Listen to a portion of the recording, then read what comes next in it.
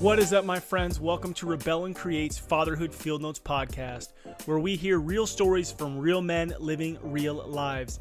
I am your guide, Ned Shout. Fatherhood is not only about being a dad. It incorporates providing and serving a home, loving and serving a spouse, engaging and serving in a community, as well as intentionally serving our kiddos. Fatherhood is an adventure, one full of fun, wild, and definitely messy stories.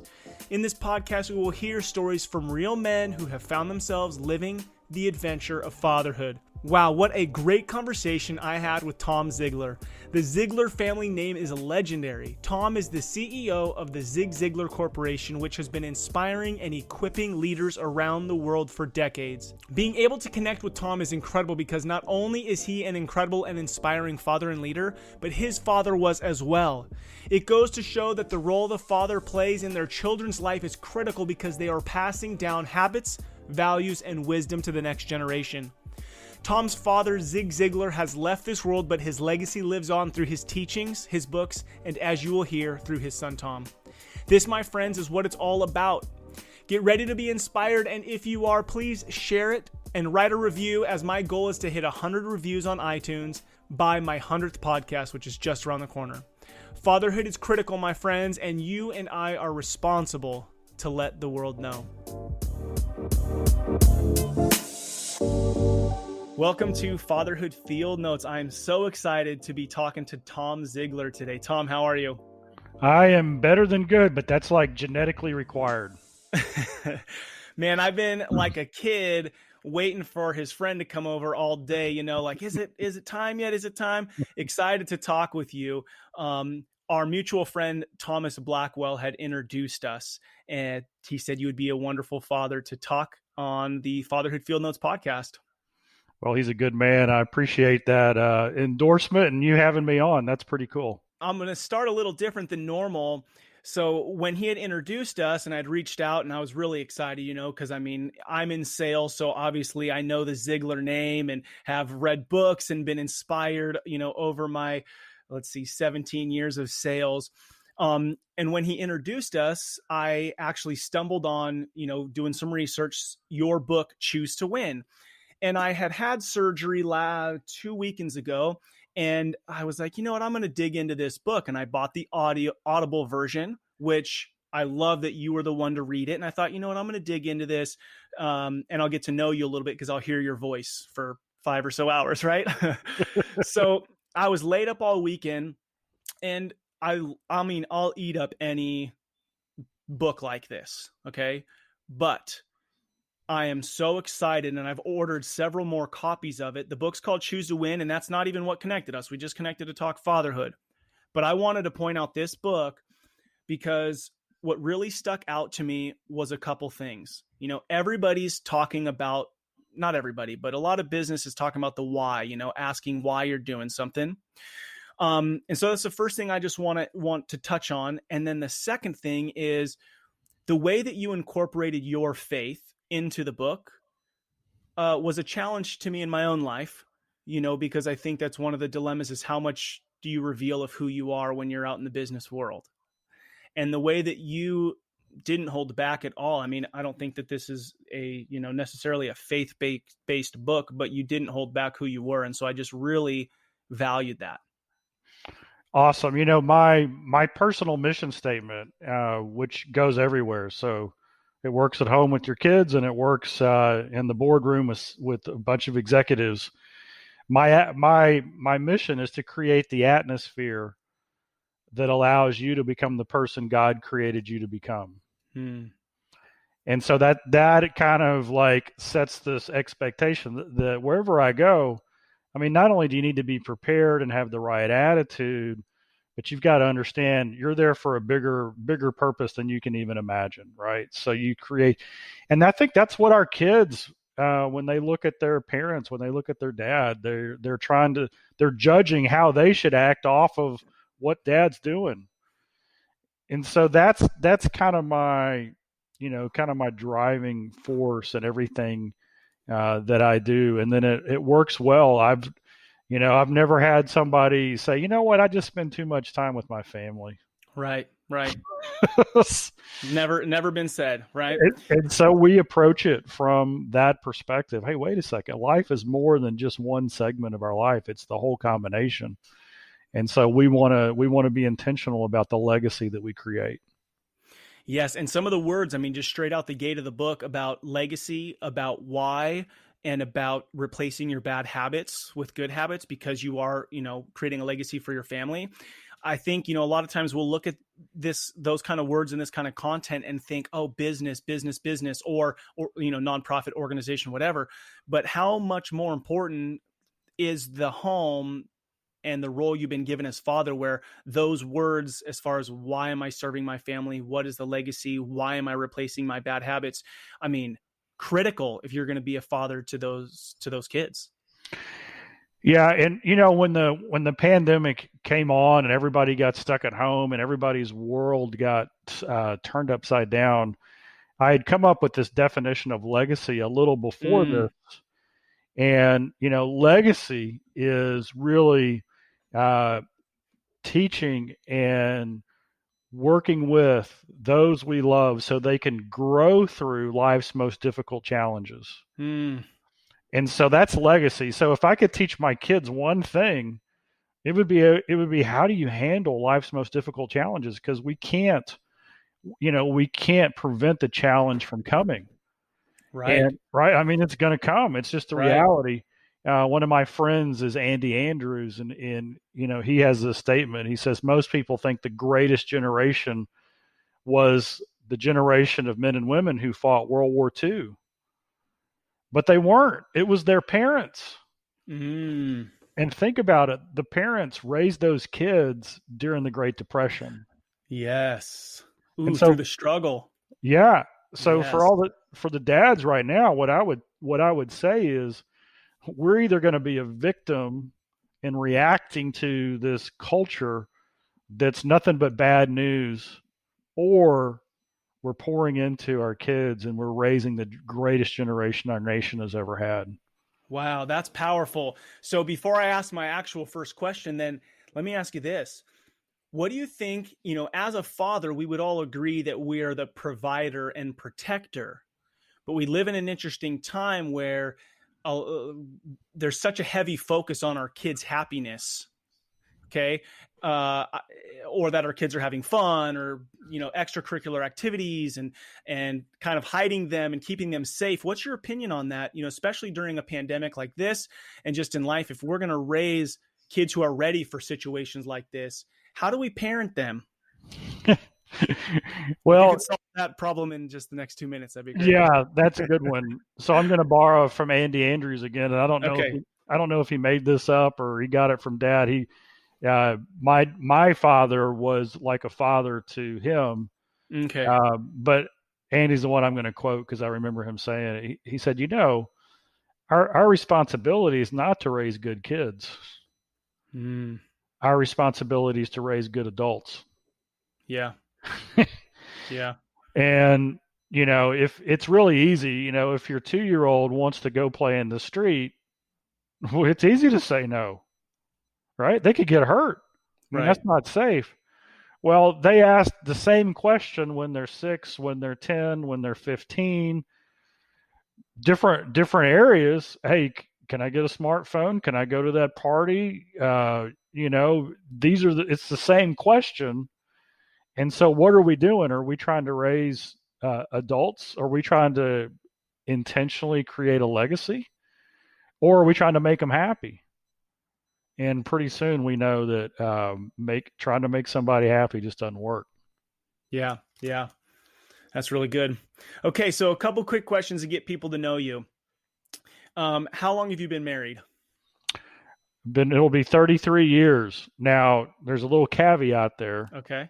Our next wedding anniversary is actually our 65th anniversary because we got married twice. My wife is from Mexico, and so the first wedding was here in the States, and then 1 week later we got married in Mexico. And we did that. We did the legal wedding here with the marriage license and then the big church wedding there. But we did that just to make it easier on going back and forth and travel and everything. Right, right. So we get 2 anniversaries every year. So So you've been married 33 years then. 33 years coming up in October. Fantastic. And then how many children do you have? We have one daughter. Her name is Alexandra. She's 25, and I get the pleasure. We work together. So, very cool situation. I have a business partner. His name is Howard Partridge, and his company does a lot of business coaching, and so he's our exclusive small business coach. Okay. So she works for him in his company, but 98% of what she does is for our company. Got it. So that's pretty cool situation then. So I get to work with her every single day, but I don't manage her, which is cool. I'm sure that makes it a good working relationship then. So what I wanted for her as a dad is I wanted a great mentor. I wanted somebody besides me who in whatever field she wanted to go in, I wanted her to find that. And so Howard is amazing. I mean, she's got a full-time coach with him.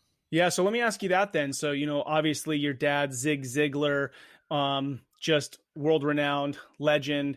Did he have a similar mindset where he wanted you to have other mentors other than him as well?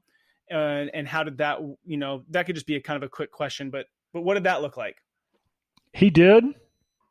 So what happened in my career is when I was in college, I played college golf, and I thought I was gonna be a PGA Tour player, right? Okay. So I was practicing. So I graduated from school, traveled and did tournaments, and I was good, but I never got that level, right? Got married, went to work at the company when I was 22, first in the warehouse, and then in production. We produced our own cassette tapes, and then I moved. So I kind of worked my way through. And so just the backstory is, when you work in your family business, a lot of times you don't know if you're getting honest, truthful feedback. I think I was, right? But I'm the son of the boss. So, right. And so I wanted my daughter to have the experience of working somewhere else before she worked for us, because I wanted her to get that experience. Yeah. Now, then I started studying Jewish tradition, which from a business perspective, I mean, there isn't anything more solid. Well, so my thinking was kind of wrong. Actually, in the Jewish tradition, the kids, they go and work in the family business. But it's different. The father takes a direct role in mentoring them as successful people in the business. Whereas in maybe Christian culture or Western culture, whatever you want to say, it's hit and miss, right? There's not really a set standard. There's not a tradition in that. Right. And so I actually believe that from a faith perspective, yeah, you absolutely do want to have your family come and work for you, but you've got to treat it as your number one priority, and you've got to be the right leader, the right mentor to your kids in a business environment. I really like that a lot, because I mean, I do have that sense. It's almost like we just want to send our kids away, and not that that's bad either, but it's almost like just the Western mindset of just be independent and just go off and do your own thing. But then there's that sense of community that really deep down we're all lacking and feeling for. And I think it's because things like that, which I think would just be a fantastic book idea for you. So, okay, I'm going to rip through a couple questions. Then I want to just dig into maybe a little bit more of that. What's been the best resource to you? Well, before I ask you that, if you could say, because we've kind of danced around it a little bit, what is it that you do? What is your role right now? So I'm the CEO of Ziglar Inc. and Zig Ziglar Corporation. So Zig Ziglar was my father, and he's very well known. We have 5 million Facebook fans. He wrote, actually, he's 45 of books are out now, and 9 of those have been published since he passed away. Wow. Incredible. Because you take audio and you transcribe it. So literally in the personal development, motivation, self-help, industry, a lot in sales. He's a household name. Yeah. And Yeah. so that's where I was raised up. And, Dad learned early on that skill and technique was important, but insignificant compared to character and integrity and relationship skills. Mm. And so that's how I was raised. And so the resource, I mean, it's like I'm sitting next to the well. Right. Okay. Right. So, I was telling you about Jewish tradition. So Dad was friends with Rabbi Daniel Lapin, who's now one of my friends and one of my mentors. So not only was Dad a resource, but I have access to all the people, his peers and people he influenced that I can contact. So, Dave Ramsey was influenced by Dad. Seth Godin was influenced by Dad, and now I can reach out to them and have Yeah. conversations. So Two incredible men right there. just blessed. Yeah. Yeah. Wow. Great. So that answered the resource question too then. When you think about the role of the father, and you kind of said it already, but what do you think the role of the father is? The first is to set the example. Mm-hmm. And that's kind of part of where my mission statement comes from, to create Right. the atmosphere. And so the first example you said is with your faith. Dad said over and over, and I can just hear the words in my head, and what he would teach is, he says, hey, when I bow down before God and in humility and humbleness, look at all the gifts, everything that I've received, and I have all, this standard, this way of doing life based on that. When my kids see me do that, that allows them to accept authority, because they see me under authority. Yeah. And then, the example of faith, then it's the example with your spouse, with your wife. Mom was number one. I mean, there was no ifs, ands, or buts. And there was this home, Dad called it the home court advantage. And those two were a team, and they had each other's back, and same principles, same values. I never heard them argue. I mean, I never heard them. Yeah, I'm sure they did. I'm sure they went off and had their discussions like normal people do.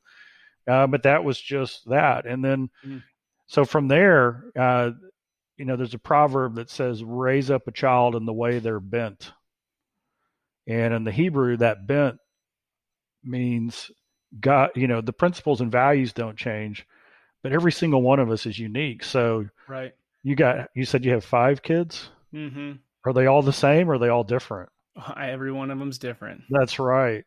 And so we have to use wisdom and know that, one child, a gentle, firm voice and a look in the eye will get the results. The next child, they need some hands-on attention sometimes. But the point is that everyone is different. Right. Right. And so then the role of the dad is to dig into that, to figure out, okay, how do I lead each one of my kids? The principles and values, the right and wrong doesn't change, but the relationship, the way we communicate does. So I really like that, because each of us as a man, we want to be wanted, we want to be needed, we want to be valuable. And so much of the time we look to fulfill that in maybe a hobby or business or outside of our home, which are good things to do, but it can't replace that primary desire we have and the fulfillment that can come in our home. So it's like, if I look at that as an opportunity to get to know each of my kids and be in tune with them, it really hits the heartstrings of being valued and needed. And because those kids are relying on me to be their guide, and it's up to me to really figure that out. And what an exciting adventure I get to do if I embrace it. So I really like how you put that. Yeah, there's nothing more fulfilling.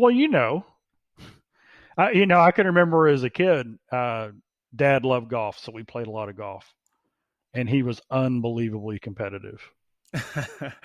Very competitive. Oh, and he gave everything he had. Now, he didn't have enough time to practice. So when I started playing golf, I obviously had the time to practice. Nothing made him prouder than watching me perform at the highest level.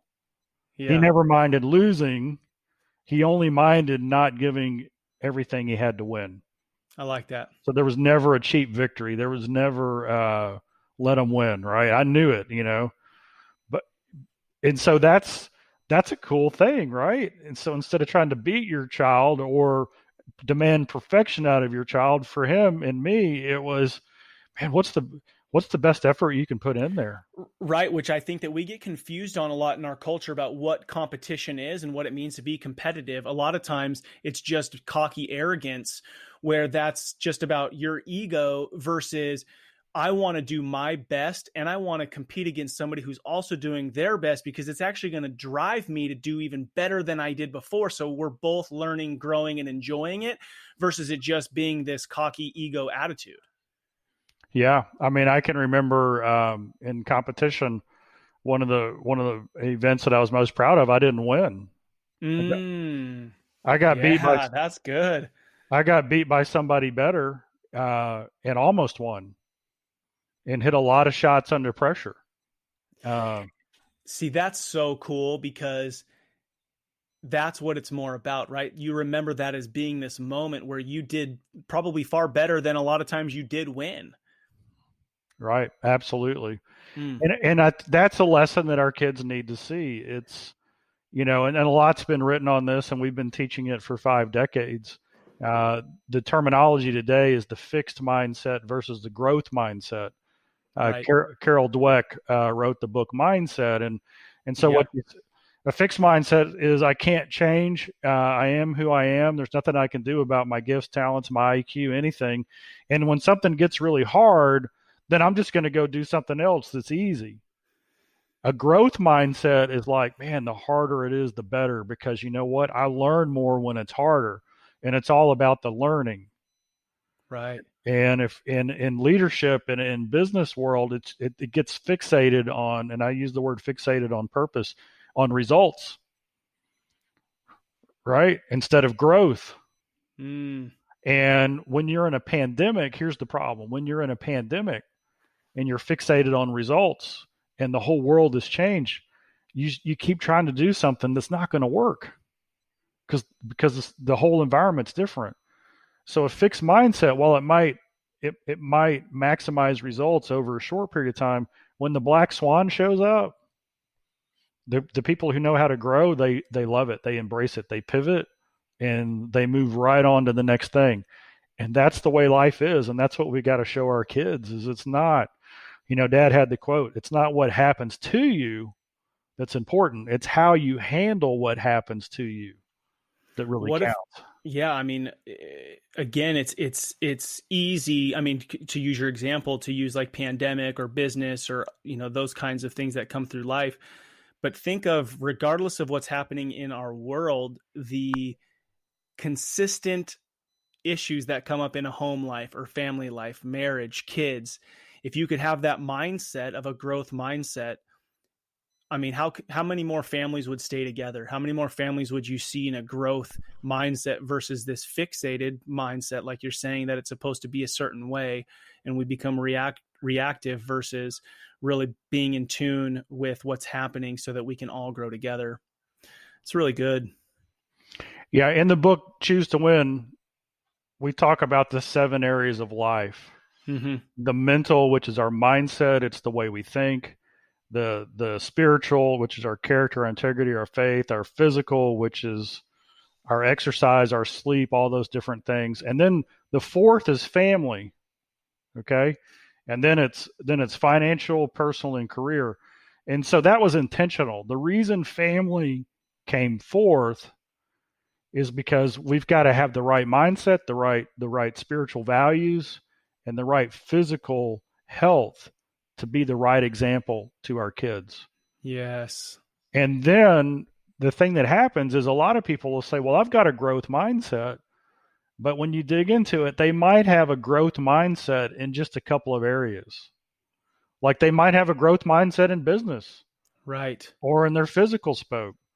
But then when you dig into the family, a lot of times they'll just say, well, this is the way I was raised. This is the way Wow. Yep. we.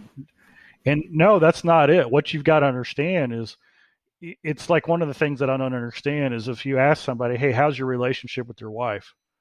And they'll say it's an 8 out of 10. Oh, Well, there's a marriage conference, there's a book, there's an online program. No, it's an 8 out of 10. That's pretty good. Why wouldn't you want it a 9? Right? Yeah. Same with kids, with your kids. Oh, I've got a great relationship with my. Why wouldn't you want a little bit better? Yeah.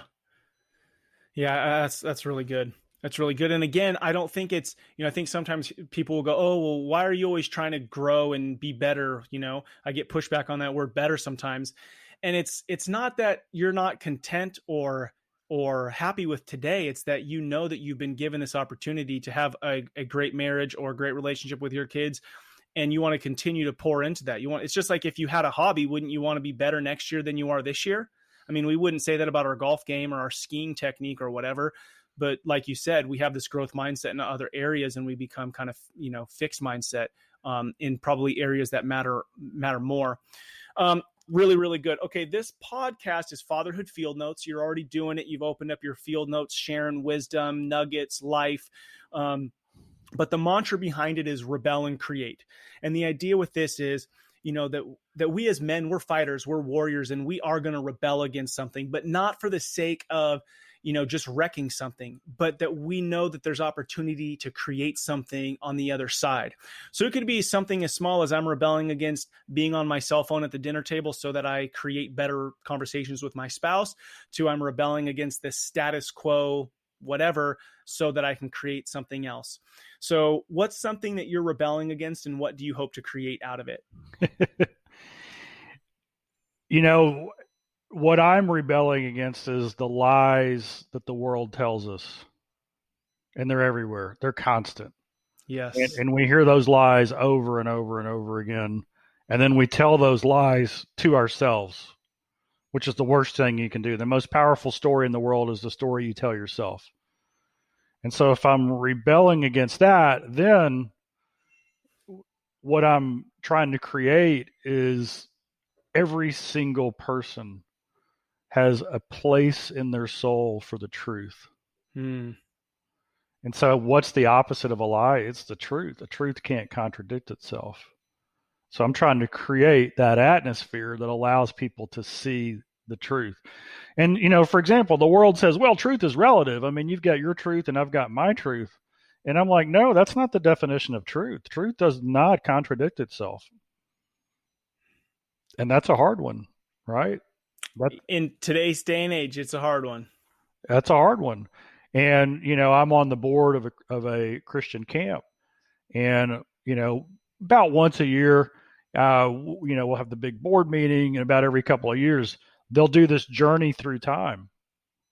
And they'll talk about, what was it like camping in the 60s and in the 70s and in the 80s and in the 90s, okay? Because the challenges have changed. We know what that is. So the number one challenge is relative truth. I mean, with our youth, you can say, hey, here's the plan, right? Here's God. And they'll go, yeah, I believe that. And then 5 minutes later, somebody else will say, well, here's the plan. And it's like completely contradictory. And they'll say, yeah, I believe that. And so now you've got somebody, it reminds me of the funny story. My friend was on an airplane. His name is Chris Dunham. He's from India. And this was after 9/11. And so he's sitting on the plane. There's all this tension. And so he would get his Bible out and he would open it up while people were boarding the plane. It was like his way of, kind of de-escalating. So this guy sits next to him and looks at him and says, are you one of those Christians? And Chris is like, well, I don't know what you mean by one of those Christians, but yeah, I'm a Christian. I'm a Christ follower. And the guy said, okay. And he sat down. And then 3 minutes later, he looked at him and said, well, I just want you to know I'm an attorney. I don't believe in any absolutes. And Chris said, are you absolutely sure? Because what he said was a contradiction. You see, the term there are no absolutes is an absolute. Right. Yeah. I mean, that is the biggest frustration with the whole intolerant, not absolute truth is that statement right there. Yeah. So there are absolutes. Absolutely, there are absolutes. And so, well, he was quick on his feet. Yeah. Well, he's an evangelist, and so it wasn't his first rodeo. Yeah, so studied and spoke on the stage many times with Ravi Zacharias, and Mhm. just kind of a legend in our world. But we so as parents, uh, we've got to have a defense. We've got to have an answer as a dad when our kid says, "Well, everybody else is doing this. What do you think?" We got to know where we stand, because if there aren't absolutes, then that just degrades into chaos. Hmm. Hmm. Man, it's powerful, because I have five kids, ages 7 to 14 right now, and it's like that balance. It's that balance. It doesn't exist.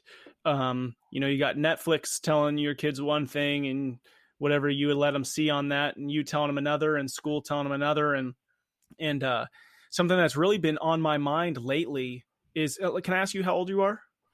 55. 55. Okay, I'm 37. Something that I really has just been amazing is the last four podcasts have been the 65-year-old, the 64-year-old, the 60-year-old, um, and now talking to you.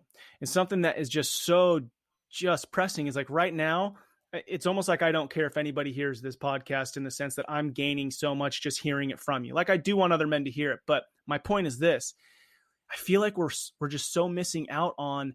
I mean, you're 15, 20 years ahead of me. Your daughter's 25. I mean, your wisdom to be able to share is so powerful for me to hear. And that mentorship, like we talked about before, is you need men speaking into your life who have been there, done that before you. And it's critical. And it's like we're losing that a little bit, partly because of technology, right? Just because it changes so fast. I think sometimes a 25-year-old doesn't think they need anything from a 60-year-old. They're like, what are you going to tell me that I can't figure out without you? So anyways, just something that's been on my mind. Cool. You know, Um, you said a word that I want to go back to. yeah, please. Earlier, you said the word tolerance. Um, that's like become the virtue of our time. Everybody's got to be tolerant. And I tell people I'm not a fan of tolerance. I don't believe in it at all. Yeah, tell me more about that. I want to hear more about that. So let me tell you what I am a fan of. I'm a fan of love. Hmm.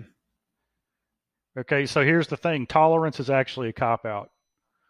If somebody's driving their car towards the cliff, if you're tolerant, you just wave and watch them go by. There's no risk in tolerance.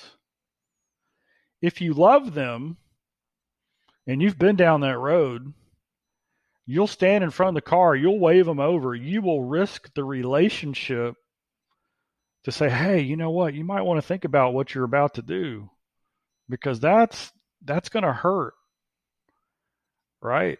And so here's the ultimate test. Just ask your kid. You've got five kids. Do you want them to tolerate you, or do you want them to love you? Hmm. Do you want them to love Yeah. you? Yeah. And so I get the opportunity to speak all over the world, audiences of all faiths, no faiths, all preferences. And I just tell the room, look, is it okay, regardless of your political affiliation, your faith or no faith, your lifestyle choice, or even if you don't like Dallas Cowboys, is it okay if I just love you? I mean, come on. That's what we're here for. Now, here's something that's cool. I've got a lot of really good friends who I love, and we don't agree on everything. And that's really what we need more of right now, Yeah, right? we need to love. We need to. Yeah. To have a disagreement but still break bread together, have a disagreement but still love each other. Really, I think that's what God's intention for marriage was. At the core of it, the family, that unit is what's supposed to be the greatest example of that. Being married is hard. It is so hard, but it continues to teach me to love in a way that I'm not just thinking of myself, and I'm making compromise, and I'm considering, but I'm also considering, not considering, I'm also living, believing that there's truth. Absolutely. And so, in the business world, one of the things that I teach, this is how we do business. We do it uh, at the highest standard with the deepest grace. Hmm. Okay. So what does that mean?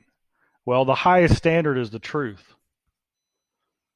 And so in our business, we're going to say, if we want to make a profit in our business, can we do that if we have no standards? If it doesn't matter when it ships or what the quality is or what we charge? No, we can't. So the higher we set our standards, the better chance we have of a successful business. And guess what? People love to grow. They stay where they're growing. Mm-hmm. And so the higher the standard, the more room for growth everybody on the team has. Yeah. Now, also believe in the deepest grace. So if you're working with people, guess what they're going to do? They're going to mess up. They're going to do bonehead things. You know, some of it intentionally, some of it unintentionally, right? They didn't know any better. They weren't taught right in the beginning. And so the more grace we can extend, so think about this, the deeper the grace, the more room for growth. People love to grow. And I tell people, especially from a believer standpoint, we lead with the grace. When the people see our grace, then they'll buy into our standard. Wow. When they don't see our grace, and of course we got the perfect example when the religious leaders of the time they brought the woman who had been caught in the act of adultery. And they tried to trap Jesus and say, according to the law, we should stone her. What do you say? And Jesus said, and he wrote in the sand first, and I want to know what that is someday. Yeah. What did he write? uh, he said, "You without sin cast he was without sin cast the first stone." And they left one by one. And then he looked at her and he said, no one here condemns you, and neither do I. That is the deepest grace. Mm. And then he says, now go and sin no more. That is the highest standard. He didn't compromise the standard in the offering of the grace.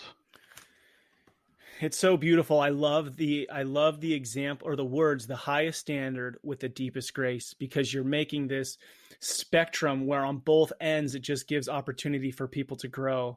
And I think that's the one that we really, I mean, I had a conversation with a dad just yesterday about the grace piece, you know, having this expectation for your kid or whatever. And I think we're all on board for the high standard. But really, when we think about ourselves, when we look at ourselves in the mirror, we know we need the deepest grace, because we know our own thoughts, we know our own stories. So yeah, that's really powerful. And yeah, the story of Jesus and that woman is really good to kind of make the point with that. So when you and I first started, you said that there was a story that took 32 years to reveal. Maybe we could take a few minutes and talk about that before we finish up. Yeah, so I was listening to this. Gosh, how long ago was this? I think I was like 44 years old. So this is 11 years ago. So I'm in my car and I'm listening to John Eldredge, and he says this comment. He says, God knows a father's heart. And then I had this flashback. So when I was 12 years old, I love bicycles. I mean, the BMX bicycle had just kind of become a big deal. My age group were the ones that first started jumping the trash cans and doing all the crazy tricks and all that. And so I loved it. And so Dad asked me, what do you want for Christmas? And I said, I want a bike that's, you know, because I'd like customized my bike, but it was a Swin and it weighed like 400 pounds. So it wasn't it was a good bike, but it wasn't built for that. And this story is in the book. I think it's Ziglar on Selling. So we go down to the bike mart in Richardson, Texas, and it's right before Christmas, and we go in, and the manager is working with a grandmother and her granddaughter, and the granddaughter's about 6. And the manager looks up at Dad and says, "Sir, I'm helping her. When I'm done, I'll help you." And of course, Dad, he's feeling out of his element. He doesn't speak bicycle. I mean, it's like a whole language. It's like anything when you really get into it. Yeah. It's crazy. So he's like wanting to get me this. So we go in, and he overhears the conversation. So the grandmother says, "I want to get my granddaughter this bike right here," and he points at this bike. And the manager says, "Man, that's a great bike. That'll do her well." So he calls the granddaughter over, who was riding around the store on another bike. And she comes over, she gets on the bike, and it's too big. Her feet barely touch the pedals. She can barely reach the steering wheel. The frame is just too big. And the manager says, "Ma'am, this is a great bike. It's too big for your granddaughter, but the one she was driving around the store, it's actually the same company, the same model. It's just a smaller frame and a different color, which she obviously likes because she picked it. Uh, get her that bike. It fits her perfectly." And the grandmother said, "No, I want this bike." And the manager says, "Why do you want that bike?" And she said, "Well, the neighbor has that bike. I want her to have the same thing the neighbor does." And the manager says, "Well, ma'am, I'd love to give her that bike, but she's not going to be able to enjoy it for at least 6 months, maybe a year or two until she grows into it." And the grandmother says, "No, I want her to have that bike." And the manager says, "Well, ma'am, it's just not safe." And she says, "No, I want this bike." And the manager said, "Look, if she's going down the driveway and she has to stop to avoid a car, she may not be able to operate it. I can't sell you this bike. I wouldn't be able to sleep." So she leaves mad because he wouldn't sell her the bike. Wow. The manager looks at my dad and says, "How can I help you?" And he says, "My son needs a bike. Get him whatever he wants." So dad wrote about that in that book. And it was all these sales principles. So now, 32 years later, I'm listening to John Eldredge, and that story comes into my mind. Mm. God knows a father's heart. So God knew that my dad wanted to get me the perfect Christmas present. And God also knew there was only one way that dad would know it was the perfect gift, and that was to show up at that exact moment in time and witness a professional who knew biking, who had unquestioned character in his work. And I broke down in the car. Mm. I just thought So good. I just thought that whole story was about a guy with integrity. No, it was about God orchestrating a moment because he knew my dad's heart. It's so powerful because when I think of the role of fatherhood, when I think about what you and I are talking about here, we're not talking about just a guy who has children.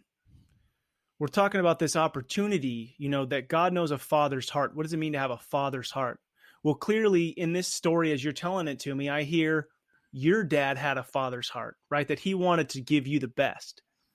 But he put your dad in touch with this other man who I don't know if he was a dad, the manager of the store, I would assume.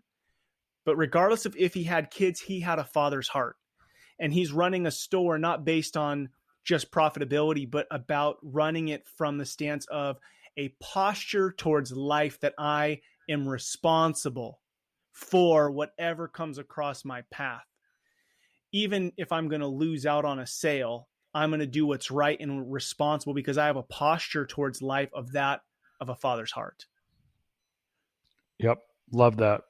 And if our world, like if us men understood that opportunity that we have, because it's not just, yes, it's character. Yes, it's integrity. Yes, it's doing the right thing. But all of that is this acknowledgement that I have a responsibility to do right by anything and everything that comes before me, that I have the opportunity to bring life, not death. That's a father's heart. And that's the opportunity that us men that's the opportunity we have.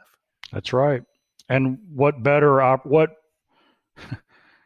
more glorious opportunity in the world is there than that?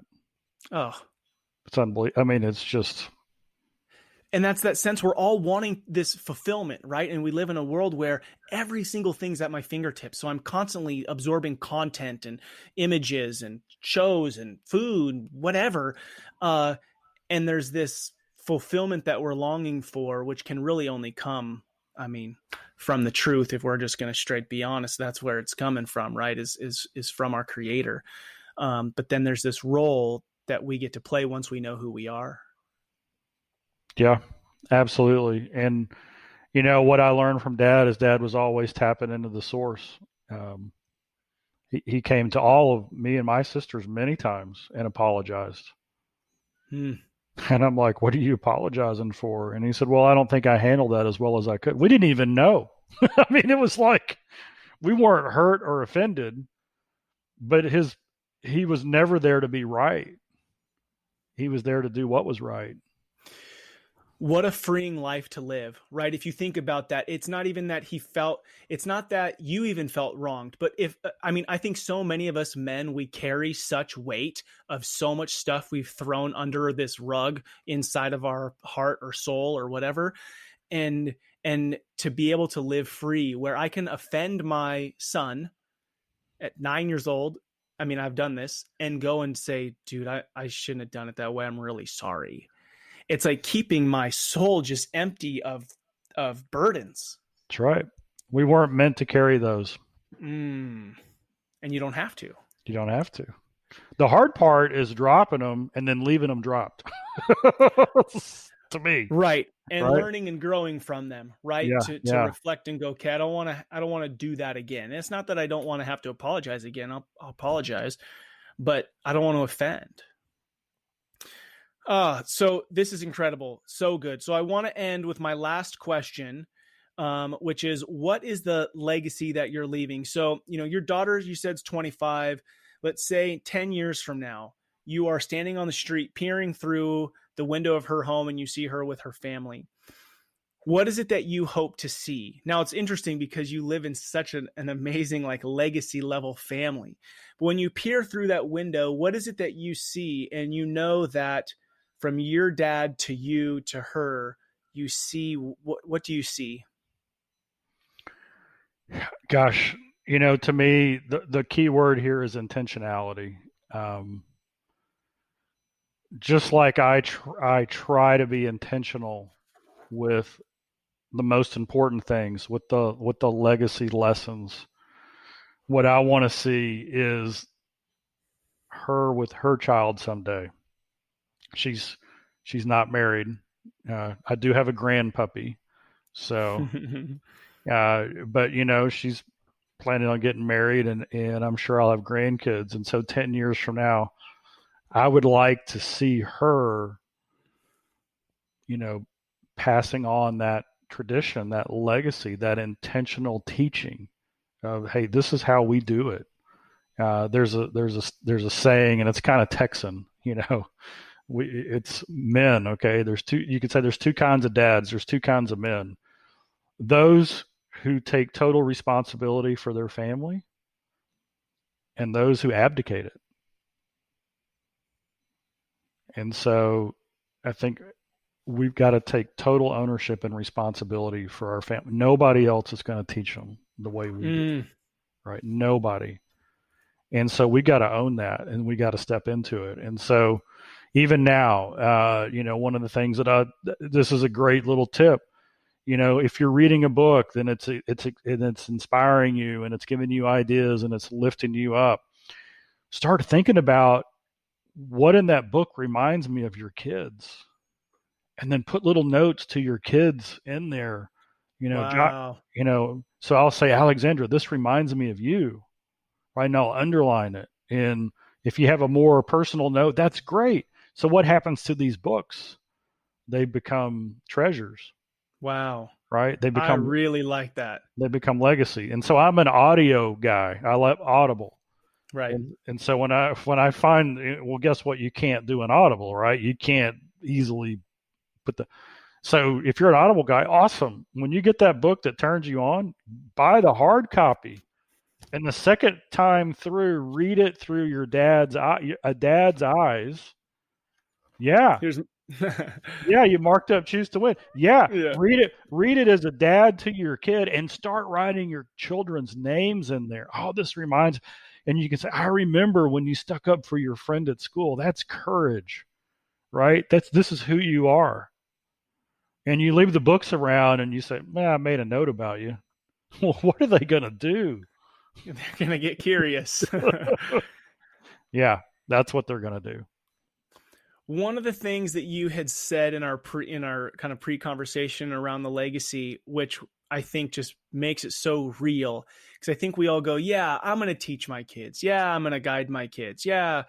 But, and you talk about it in Choose to Win, habits. So habits, when we think of habits, I think all of a sudden things come into our mind about ourselves that we probably know are not the best habits. And when you think about legacy, you had made the comment, you're transferring wisdom, values, and habits. And I think that can be almost a conviction moment to go, okay, let me write down my habits. Do I want to look through that window in 15, 20, 30 years and see my kids doing this, and these habits? If I don't, like you said, there's two kinds of dads. It's your responsibility to change that. And how much more powerful, you might not want to change it for yourself. You might not want to quit smoking cigarettes for yourself, for example, just to pick something easy. But if you see your kid 25 years down the road, you might go, I really hope he doesn't. Well, if you hope he doesn't, then it's your opportunity to set him up for success. Yeah. Habits are, to me, it's everything. You can't determine your future, but you can determine your habits, and your habits determine your future. So good. So I was working with a guy. I think I mentioned him in the book. His name is Tyson Murphy, and he comes in. We're coaching, and he's got a blended family. So they've got littles and bigs. Okay. And so we talk about some stuff, and I say, you know what? What you can do is you can claim the words that you want your family to be known for. So it could be love, it could be honesty, it could be compassion, kindness, courage. It doesn't any word, right, that you want. I said, why don't you start doing a little Post-it note, and every day when you send the littles and the bigs out to school, write each of them a little note. And when you can, just put one of those words in there. Hey, you're so, to the 8-year-old, hey, your mom told me about how you stood up for your friend. You're so courageous, right? So less than a month later, he's back in my office, and his wife is there, and she's like, she starts talking, then she starts crying, and she's like, what have you done to my husband? And I'm like, I don't know. What happened? Well, yeah. And so what had happened is the first couple of weeks of him giving the notes, all the kids were like, what is this? Right. This is weird. And by the end of the third week, they're all waiting around for their note.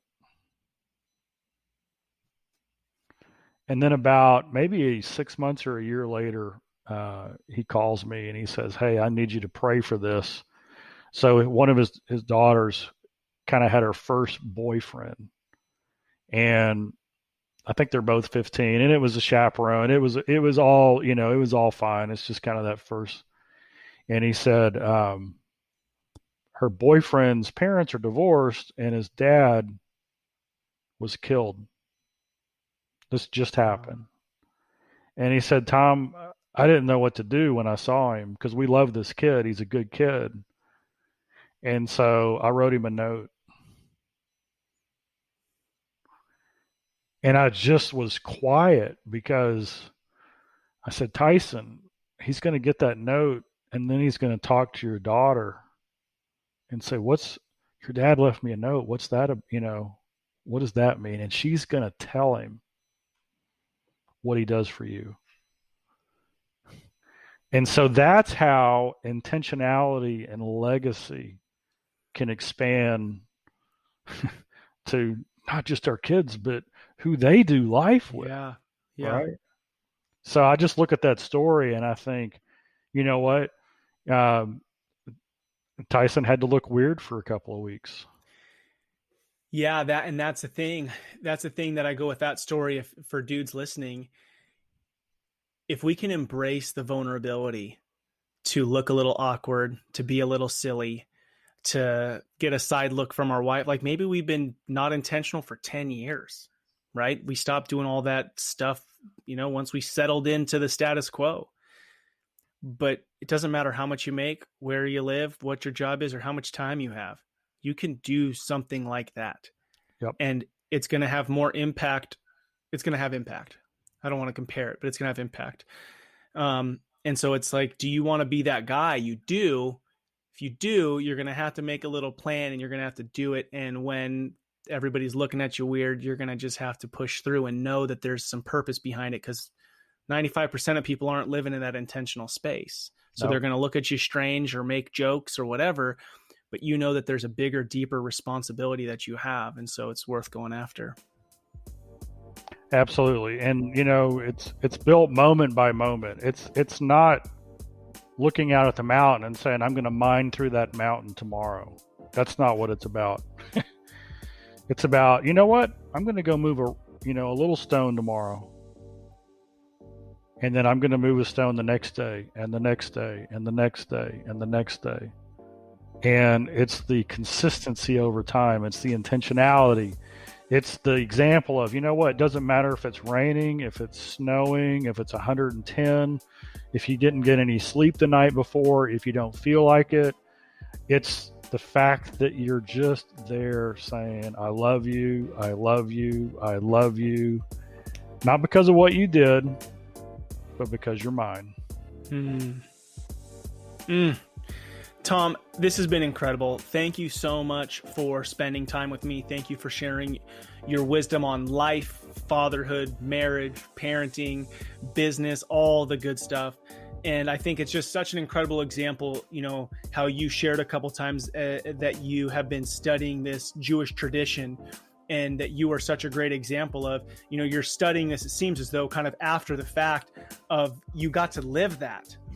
You got to live that, and how incredible, because that tradition, that legacy, and you're doing it with your daughter. And I think that's what so much of us long for and want. And you are an incredible example of that, taking that legacy. And it's not just it's not just my dad. It's I'm taking my dad and then I'm taking it here. And that's just incredible. So I thank you for all that you do and for your time today. All right. Thank you. What a blessing. Well, how you feeling? Such good stuff. I've been so inspired to claim my family words, to dig into continuing to be the intentional father I want to see in the mirror. Friends, the comment Tom made, the most powerful story is the one you tell yourself. So good. So good. Hey, every Monday I put out the Fatherhood Field Notes podcast interviewing great dads like Tom. If you're interested in a shorter podcast, I put one out every Friday, which still falls under the Rebel and Create, but it's called Craft of Fatherhood, where I discuss a question sent to me by fathers. If you'd like, email me a question and I'd love to discuss it at ned@rebelandcreate.com. Please take a moment to write a review on iTunes. It will help spread the word that you and I believe fathers have the potential to change the world through loving and serving our families. Thank you to all you dads out there listening to Rebel and Create's Fatherhood Field Notes podcast. What you do matters. Don't be like everybody else. Be yourself. That is who your kids, spouse, and community needs. This is your guide, Ned Shout. Together, let's rebel against the view that fatherhood has little impact and create lives engaged in the craft of fatherhood. Talk to you next time.